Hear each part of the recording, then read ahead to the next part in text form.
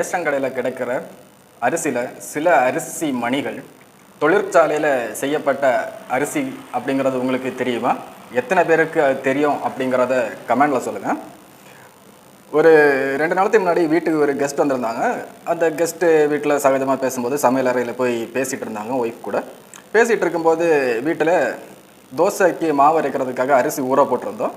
ஊற போட்டு அந்த மாவை அரிசி அரைக்க போகும்போது அதில் சில அரிசிகள் வெள்ளை கலரில் நல்லா ஊதி போய் இருந்துச்சு.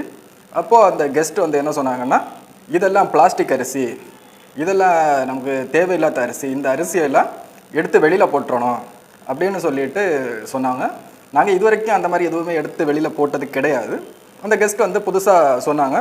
இதை கேட்டு வீட்டிலையும் அந்த ஊதி போன அரிசிகளெல்லாம் எடுத்து தனியாக வச்சுருந்தாங்க. நான் வந்த உடனே என்கிட்ட காமிச்சாங்க.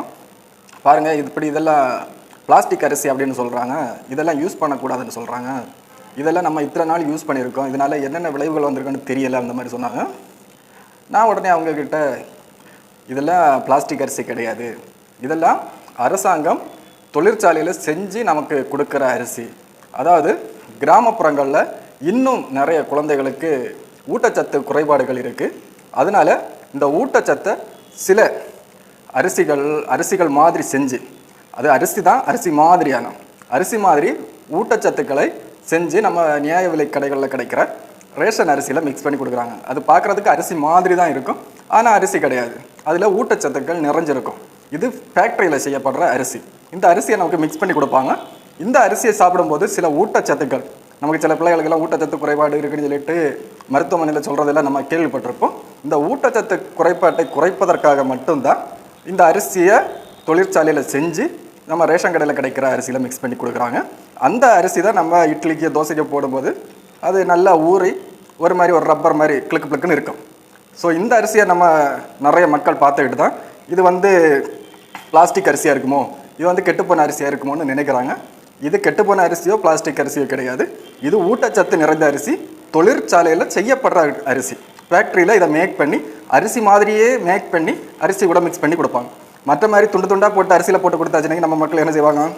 அதை தூக்கி தூர போடுவாங்க, என்னதோ அரிசியில் கலந்துருக்குன்னு.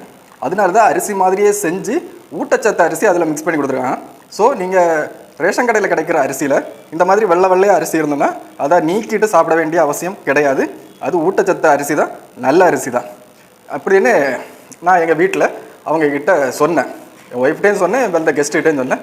அவங்க அப்படியா, இல்லையே, எங்கள் வீட்டுக்கிட்ட எல்லாருமே இது பிளாஸ்டிக் அரிசி, இது வேஸ்டான அரிசி அப்படி தானே சொல்கிறாங்க அப்படின்னு சொன்னாங்க. நீங்கள் புரிஞ்சுக்கோங்க மக்களே, இது பிளாஸ்டிக் அரிசியோ இல்லை கெட்டுப்போன அரிசியோ கிடையாது, ஊட்டச்சத்து அரிசி. அந்த அரிசியை சாப்பிட்றதுனால நமக்கு எந்த கெடுதலும் கிடையாது, தாராளமாக யூஸ் பண்ணலாம். அது ஊட்டச்சத்து அரிசி. உங்ககிட்டையும் இதே மாதிரி நிறைய பேர் சொல்லியிருப்பாங்க, ரேஷன் அரிசியில் பிளாஸ்டிக் அரிசி மிக்ஸ் பண்ணி வந்திருக்கு, கெட்டுப்போன அரிசி வந்திருக்கு, அது நம்ம தண்ணியில் ஊற வச்ச உடனே மிதக்குது, தண்ணியில் ஊற வச்ச உடனே அது ஊதி பெருசாகி என்னமோ மாதிரி இருக்குன்னெல்லாம் நிறைய பேர் சொல்லுவாங்க. அதெல்லாம் கேட்டு ஏமாறாதீங்க, அதெல்லாம் நல்ல அரிசி தான். புரிஞ்சுதா?